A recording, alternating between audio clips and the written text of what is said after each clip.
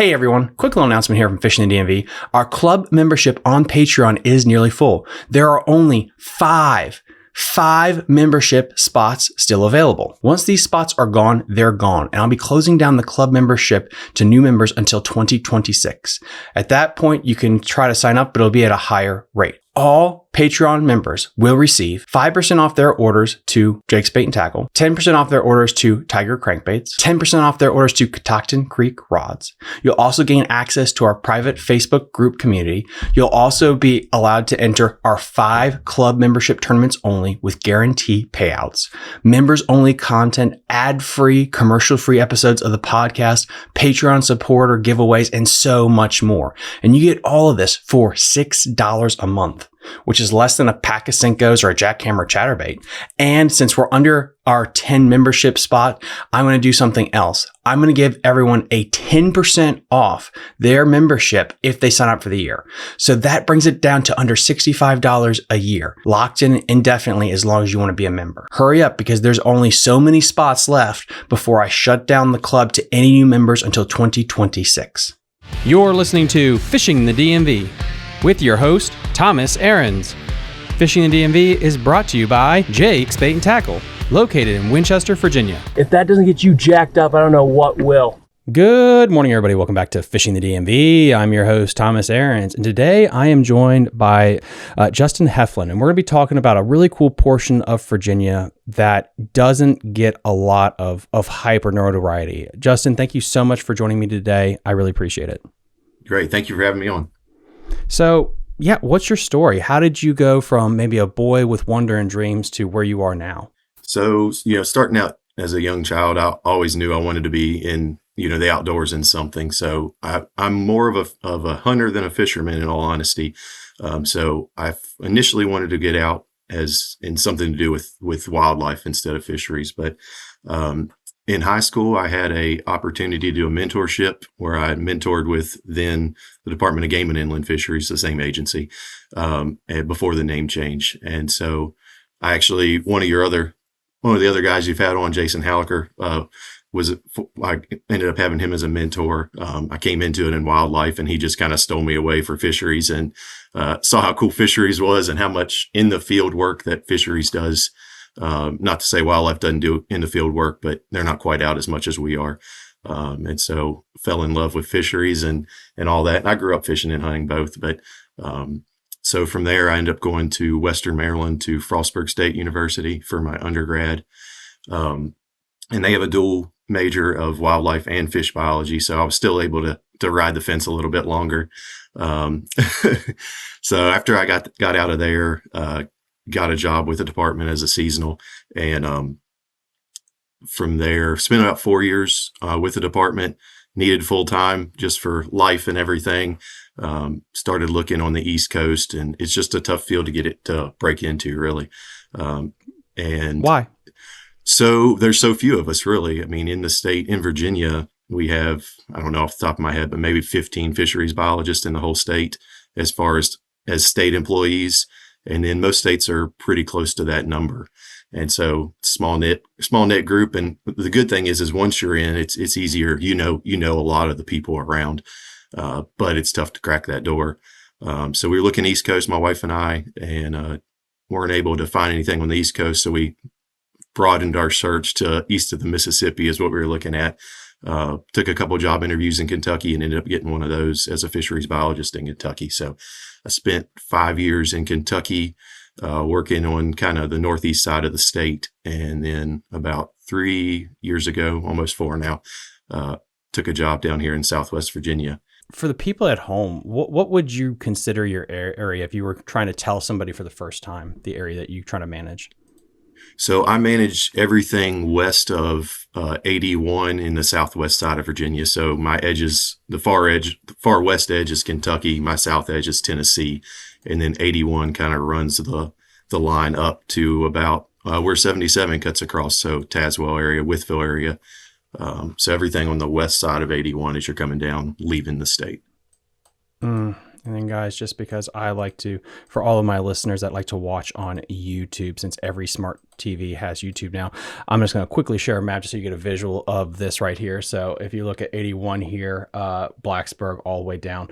I think a lot of people, again, if you are Northern Virginia, Fredericksburg, Richmond, like, yeah, this is Virginia too. It's such a cool area as you get into Appalachia with the New River, South Holston, things that we're going to be talking about specifically.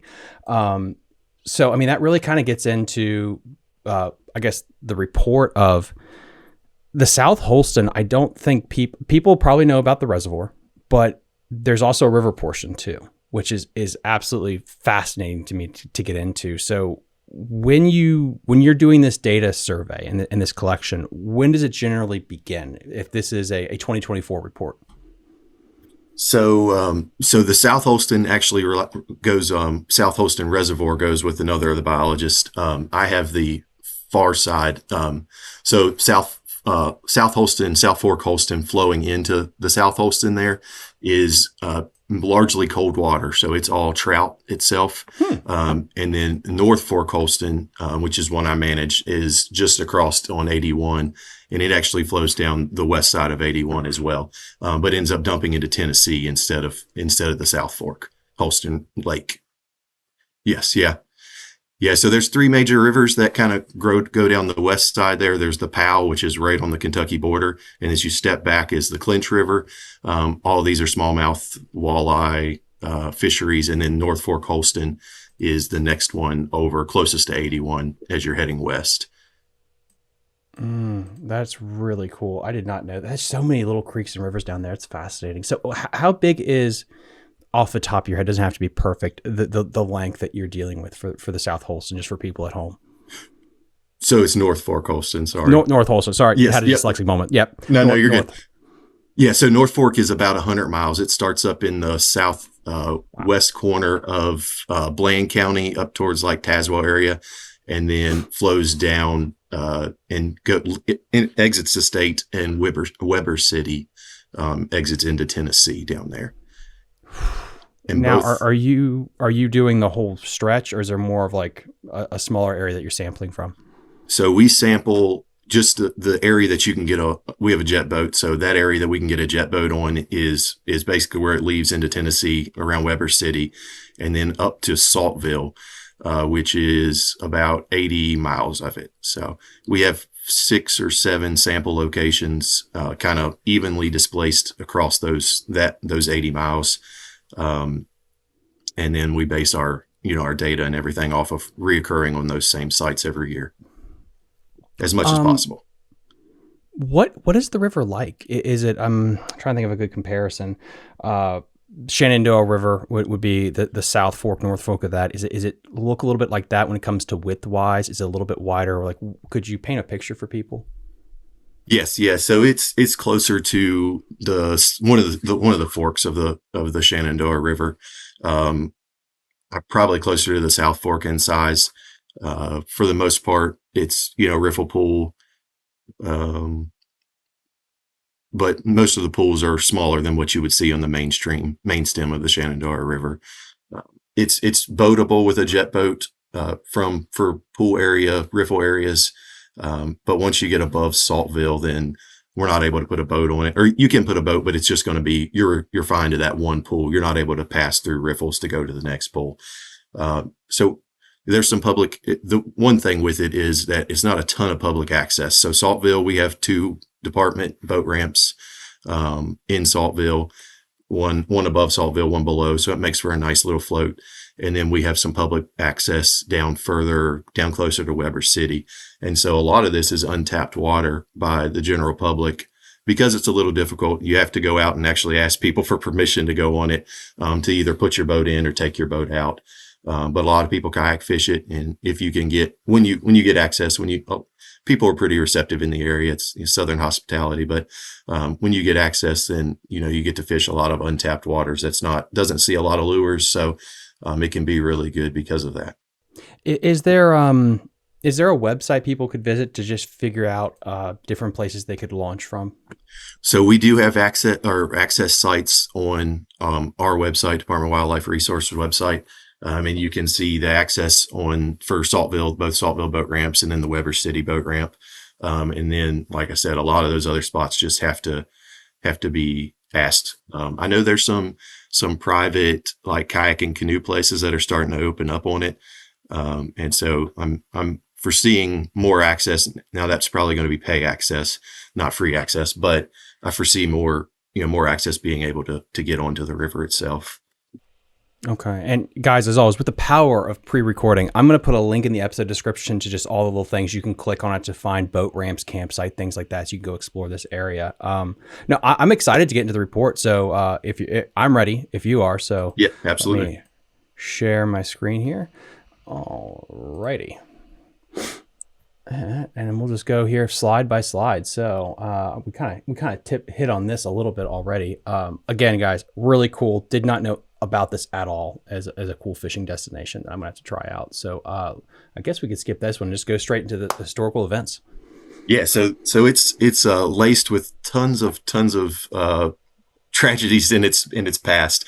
So like the Clinch River is, like I was telling you before, is the next river over. It's one of the most diverse rivers in all of America, and it was thought that the Holston is actually very similar to that. Very diverse fauna and everything, but it has been riddled with tragedies across its time. Most of it's came from in the Saltville area. There was a bunch of mining and stuff like that. You can see in this first one. I'm gonna look at my other screen, so I'm off the camera a little bit, but you can. The first one there was a big muck dam. This is all waste water that was used in the mining process. And that dam collapsed on a Christmas Eve, actually, in 1924. And this white, like foamy muck flowed down the river and took out a small town below Saltville.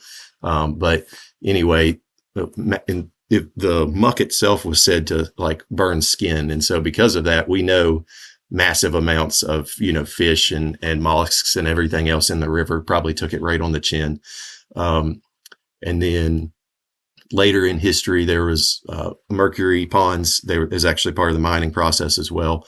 When they were making this sodium carbonate, they used mercury because it was a cheaper method to do it. And so they held all that water in that pond 5 and 6. It's on the map there. And those leached mercury into the water itself. And still to this day, it has, mercury advisory on it. There's other stories of one of the mines collapsing and like the river disappeared. It just went completely dry for 39 hours. And that was in the like 40s or 50s. And people were going around picking up fish because they were flopping on dry ground. So it's riddled with a lot of history that's, kind of hurt the system, but that's, part of it, but it's fishing great right now. It looks great right now.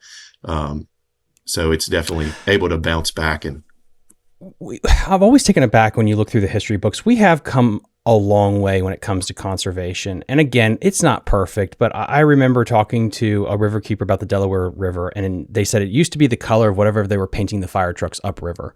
And it's insane. Like, again, context I think is important. It is what the departments have done, river keepers organizations, and really upkeeping this place, the Shenandoah, places like that. It's just fascinating to think like a generation ago, look at this was the norm. Yeah, absolutely. Yeah. And so the Saltville, the mercury ponds they're actually a Superfund site. And so that whole area came in by EPA and all and cleaned up as much as possible. But, there's still contaminations and contaminants in there and everything. But yeah, it's amazing what they can bounce back to really in such a short amount of time. I mean, I think I have on there. Yeah. They didn't even finish remedying the mercury until 2002. So, it's crazy how quick things can bounce back.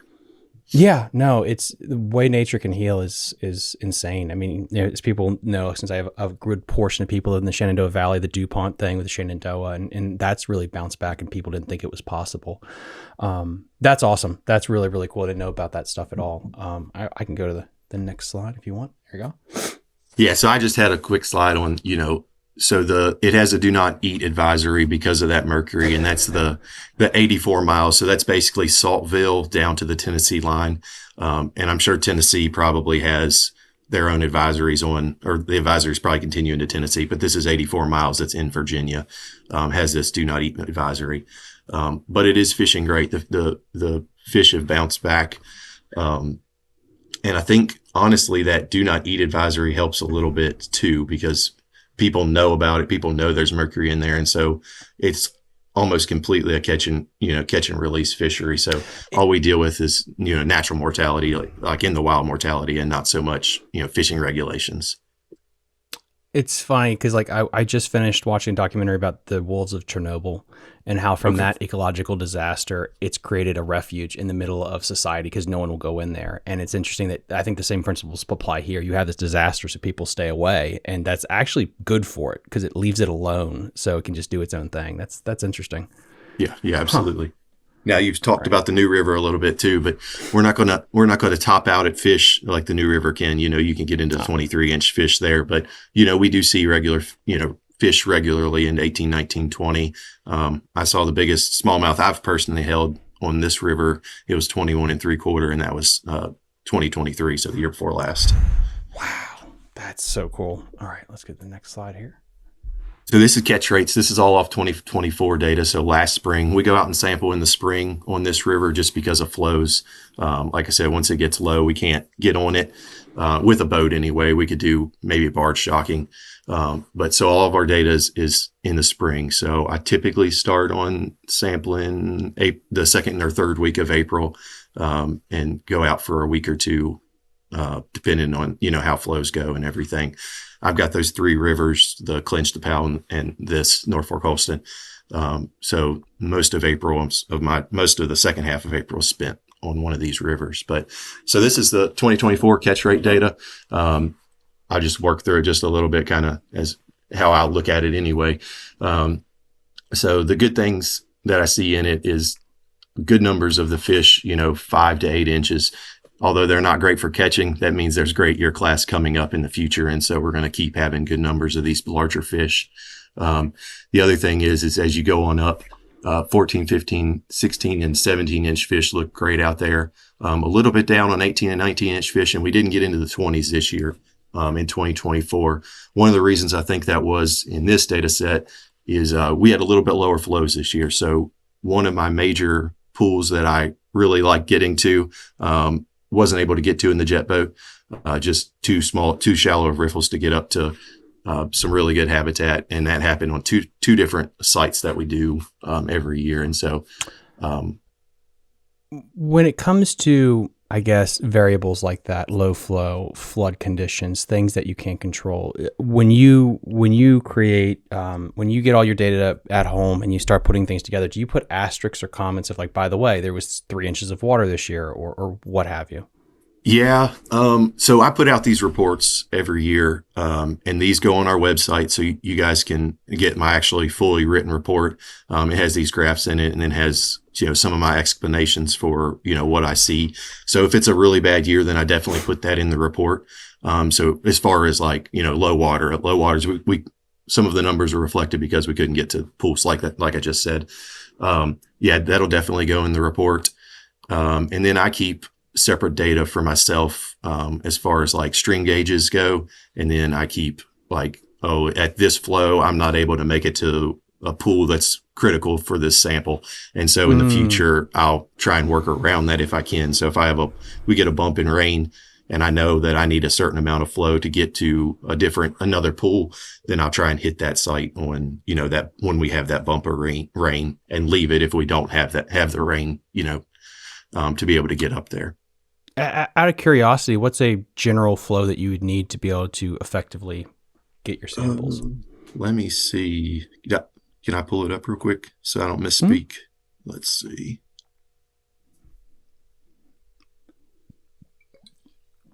Man, I need to look at how big your boat is too. Yeah, it is. So we run a 16-foot jet boat. Oh, 16. Okay. Yep. Let's see. So it looks like most of our samples. So there's two major sites, two major collection sites. One's in Cleveland, which is very high up, and one's Spears Ferry, which is almost down towards almost in Tennessee. So it looks like the majority of our flows that are comparable or good is about 800 CFS to 900 CFS. Makes it, a good amount for us to be able to get most places on the river. And that's good if you guys want to come on down to experience this place, just to check those gauges. And again, power of editing, I'll put a link to some of the important flow gauges. I'll get that from Justin. That way you can check it before you plan like a trip down there, because that's fascinating. Because I guess you guys don't have rafts available to you to use as well. We don't. There's two. Jason has one, and then there's another one in the agency. We'd like to get one. We just haven't been able to get one yet. So maybe in the future. You can't fight Jason for it. Yeah, that's the problem. We talk about sharing them around, but when Jason needs them is when I need them, and when Tyler, the other guy, needs them is when I need them. So it's really tough to share something like that. Now we have barges. Yeah, we have barges, and you can do those in the summer. But that's manpower. That's somebody dragging the big, 400-pound barge up through riffles. And then it gets, and usually 3 people probing and plenty of people dipping. So that gets into a manpower issue. But, the nice thing with that is you can do it all summer long. And so, you don't have to fight over one. You can share a barge a lot easier than a raft. A barge. I'm thinking like Mississippi River style barges. Like how big are they? They're like 8 or 10 feet long and made out of fiberglass. They float decently. And so, yeah. And we just run our electrofishing equipment out of it. It's got a small generator, a small box to dial it in. And then we run hand probes out the front, walk-in waders in front of it. Yeah, that would be backbreaking. Ugh. Yeah. Yes. Yeah. Wow. Yeah. Whoever the mule is that's pulling it definitely gets their workout in for the day. The intern or something. Yeah. Like that. Yeah. Yeah. And I can get you a picture of that so you can link it in here or throw it in so people can see. That'd be cool. Yeah, it's always fascinating. It's, even like Alex talked about, like, for the trout guys, you have to backpack that stuff into some of these places, which is just the work to do something like that. It's got to be incredible.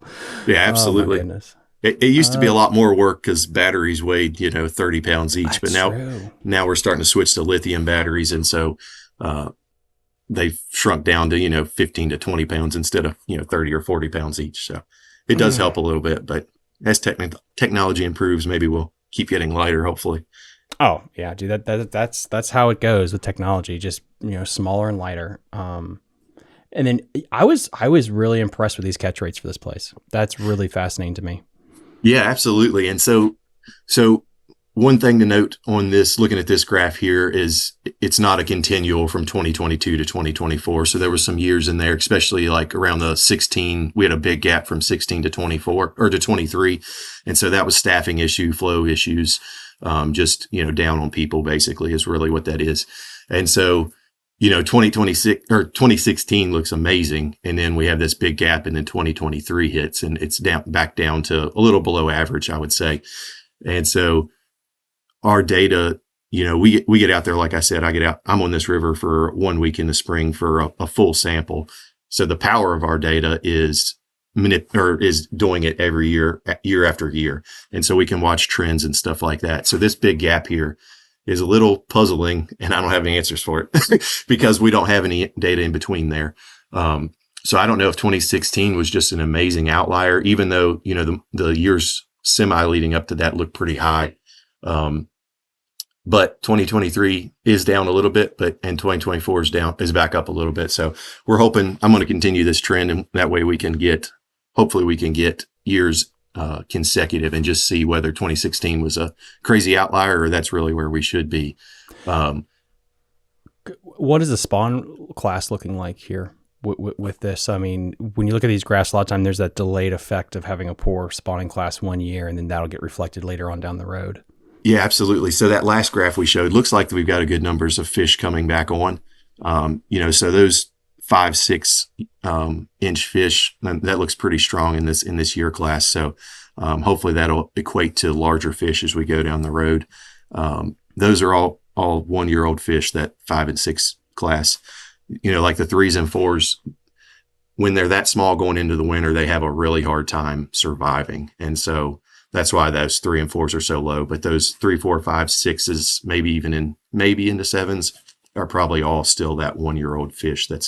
So that year class looks really good. And several years down the road, hopefully we'll reap the benefits of that, those high numbers. So I guess before we'll get to that last one, the population, And this might go hand in hand with population, is y'all had a hurricane last year. We did. Probably need to mention like that, and what were the effects down there just from the environment, but also like thoughts on how sampling will be this year with what happened.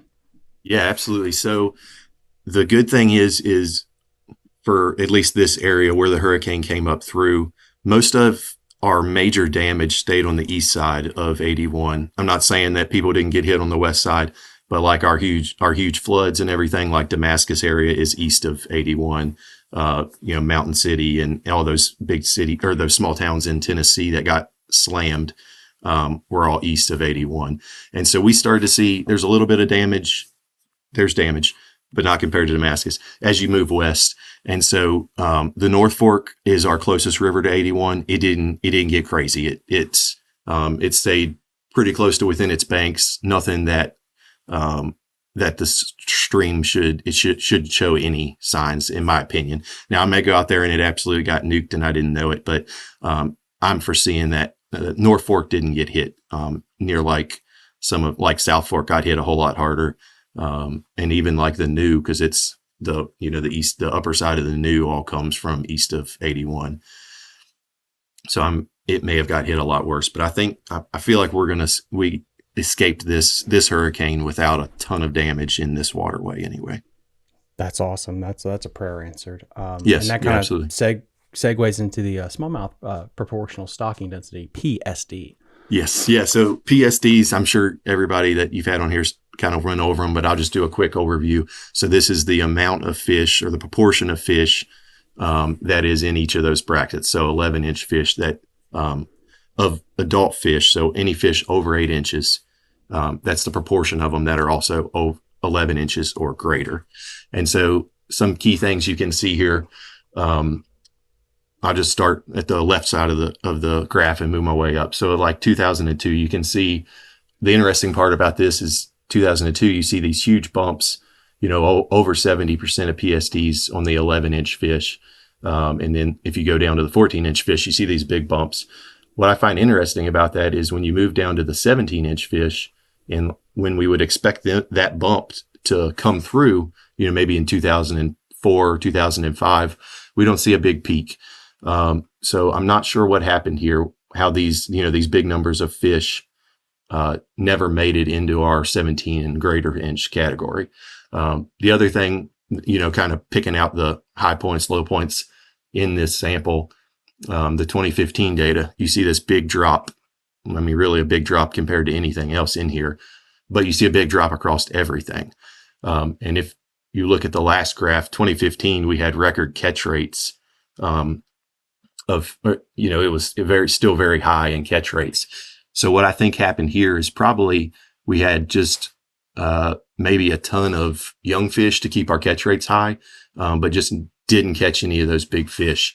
Because you can see 2015 is still higher than, the last few years that we've sampled.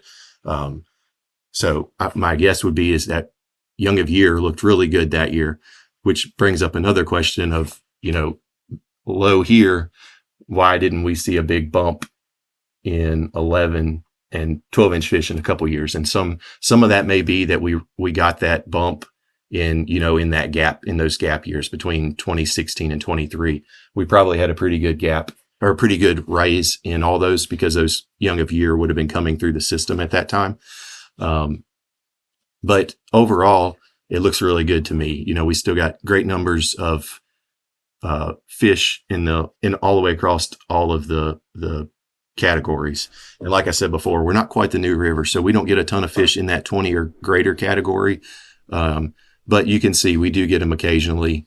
And like I said, I got that 21 and 3/4 inch fish that. How much do they move compared to other rivers where they are very migratory is the improper wording, but they'll move from pool to pool to chase the best conditions, the best forage? Yeah, so there's probably a little bit of movement. In this waterway, it's going to take a little bit more effort to go from one pool to the next. And, there's some really good pools on there. And I think, so one pool in specific, like last year this past year, I wasn't able to get to, we did one 15-minute run and we got 5 fish that was 18 inches and over, one of them, including that 21 3/4. So when they find a pool like that, they're probably not leaving it ever. They'll die in that pool if they find it. But there's probably is a little bit of movement. I don't have any telemetry studies to say, exact distances they're moving, but I wouldn't think there'd be a ton of movement. That's interesting. Yeah, because again, not the same beast at all. Susquehanna River, it is notorious for you'll have these massive population movements, and it's interesting to think how much that would be affected on different bodies of water. And then again, catch rates. Yeah, that's fascinating to me. Was there any other kind of variables, potentially a lot more SAV than usual or something like that could potentially have affected you being able to find those bigger fish? In that 2015 year? Yeah. So I'm not sure. I wasn't the biologist on there. There wasn't any note. There wasn't any notes on it. So all that was is speculation just on reading the data. But yeah, there wasn't any notes of SAV, but it's definitely a possibility. We get a decent amount of vegetation throughout in pockets for sure. What's the average depth of in perfect water conditions? What is the average depth? So pools or all everything collective? Let's go with pools. So pools, I would put, just from what I see, I think what average depth would be maybe 5 or 6 feet really. There's some nice pockets that go a little deeper, but for the most part, it's still a small river if you're comparing it to, Susquehanna or something like that. Definitely more like one of the forks of the Shenandoah. Okay, that makes sense. So all of my Shenandoah guys, that gives you a good little visual there with that. Yes. No, the catch rates are really. Oh, and this is something I want to talk about: rock bass and sunfish. That's really cool that you captured this.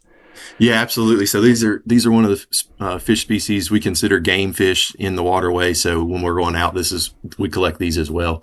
And I wanted to throw this in there because it's always, it's great to catch smallmouth, but it's kind of a little bonus to catch a nice rock bass or a red breast or whatever else. But so through most of eastern United States, I think we're seeing quite a plummet in rock bass populations. And you can kind of see it here in this data. You can see 2010 looks like about our peak, and then we're dropping back off a little bit. But for those guys that do catch, fish on south or do fish for rock bass or catch rock bass and enjoy it. We dropped down in 2015, but we're back up and kind of holding steady right there, for the last few samples. And, it's still a great place. I fish it myself personally and, love to catch a nice rock bass or red breast as they're going through deeper pools. We tend to catch the red breast in the deeper pools, but, so it's a great fishery for those as well. Any thoughts as to why we're seeing this drop off in rock bass? So there's a bunch of people, or there's people that are starting to look at it. It's kind of weird because it's not just, one waterway, or it's kind of the whole region. Tennessee's seeing it in some of their waters. We're seeing it in some of our waters, Kentucky. And so I'm not really sure. The thing that's puzzling is that they're so closely, close to smallmouth. We see them in the same waters and having in the same things, and we're not seeing the same decline in smallmouth like we're seeing in the rock bass. So maybe they're slightly more sensitive to a pollution or a pollutant of some sort than smallmouth are. I'm not really sure. There's definitely some research that's going into it, and hopefully we'll have some answers here soon. Are they sensitive to climate and water temperature? So that's where I don't know. Yes, the same as smallmouth though is what I would think, but maybe they could be slightly more sensitive than smallmouth, just like in trout. Some of the, brown trout tend to do slightly better in warmer temperatures than what, say, brook trout would do. So there may be just a slight variation that's enough that we're starting to see it already. But there's people doing research on it, and hopefully they'll have some answers to pass out to everybody soon. What are some of the top places to go catch rock bass now? Like you said, there is a decrease. I would assume you put this place on there as well. Are there other places you could recommend? I don't know, not really, honestly. We're kind of seeing it across the whole state. So yeah, I'm not sure. I would put this out of the waters that I sample. So the Clinch, the Powell, and this water, I would put this one as the top one. The Powell River is very similar to it, maybe slightly more pooly, and slightly shallower riffles. and they seem to be doing okay in there still. So I would put the PAL up there, but the clinch is really taking it on the chin as far as whatever's taking these guys out there. I'm really seeing a decline on it. And then to segue from rock bass, that's not the same thing with the red breast, correct? Are their populations doing fine? Yes. Yeah. They don't inhabit the same water. So, rock bass are like smallmouth. You see that flowing water, those ledgy pools or ledgy edges on pools and stuff like that. You'll find a rock bass typically. Red breast like it when it slows down more when it starts to sediment starts to settle out, you get them a little more sediment in the bottom. Red breasts tend to like that area a little bit better. So we're not seeing the same declines in them, even though this graph shows a decline a little bit, but overall in the state, we're not seeing a decline in them. Cool stuff. All right, here we go. So this is the one on the left side of the screen in Weston's right hand. That's the 21 3/4 inch smallmouth that we caught. And this was that one run of a ton of 18 and over fish. But I just had some key takeaways from it. That way, your listeners, if they don't listen to everything, maybe they can get just these couple key takeaways. One is it's fishing great right now for smallmouth, especially. It's beautiful scenery. It's secluded. You're not that far off 81. It parallels 81 all the way down. So you can kind of hop over as you come down 81, hop over, and it's 15 minutes off of 81, depending on where you go at on it. Maybe 20 minutes. So you can jump over and get on it, especially in like Abington area. And so you get out of the hustle and bustle of the city because it's a beautiful little valley that it runs down through. And outside of that pollution at the top, you'd never know that this whole area, is impacted at all because it's just beautiful and serene.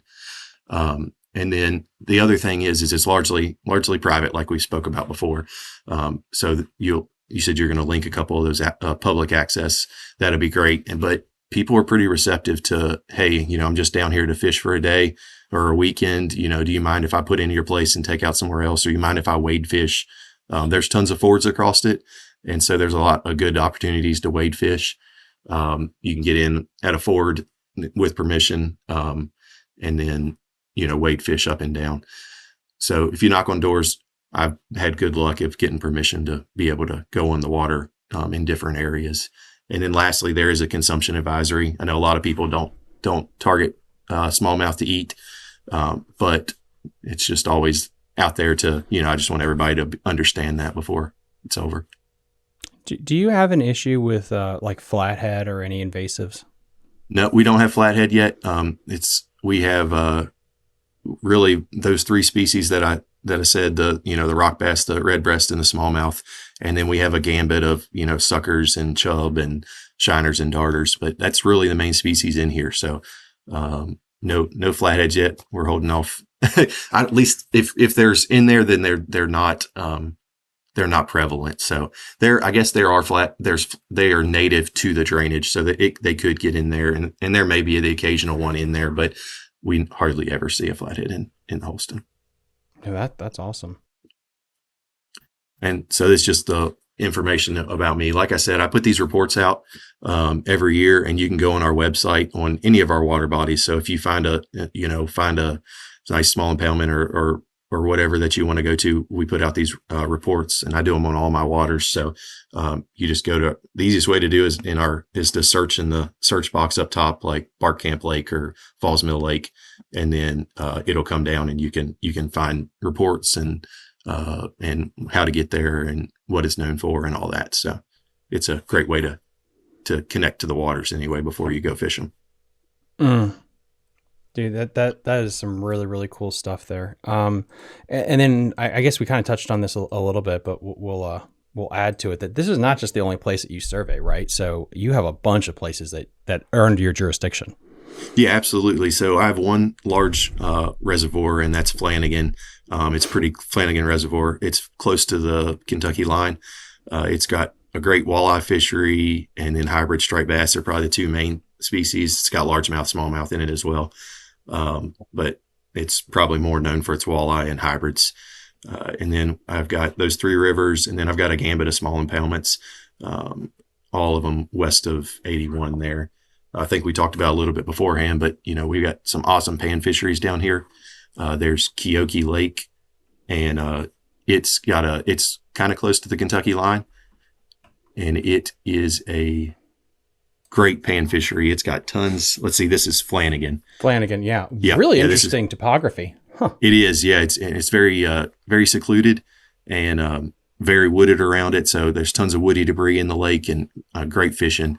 We've actually started stocking saugeye in there recently, and bass fishermen love them because they fight like a bass. They're in the same habitat as a bass, and so a lot of times when guys are just fishing for largemouth on woody debris, and they'll catch a saugeye out of the deal, which is great table fare and just a lot of fun to catch too. But like I said, I got Keoki, which is a small impoundment.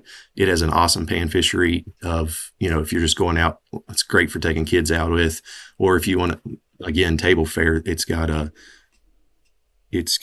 red ear probably, or that are close to 12 or 13 inches. And then it's got bluegill up to 10 inches. So it's a small little reservoir down there. Beautiful, secluded area and surrounded by national forests. So it's not like fishing next to houses or something like that. But yeah, it's great pan fishery.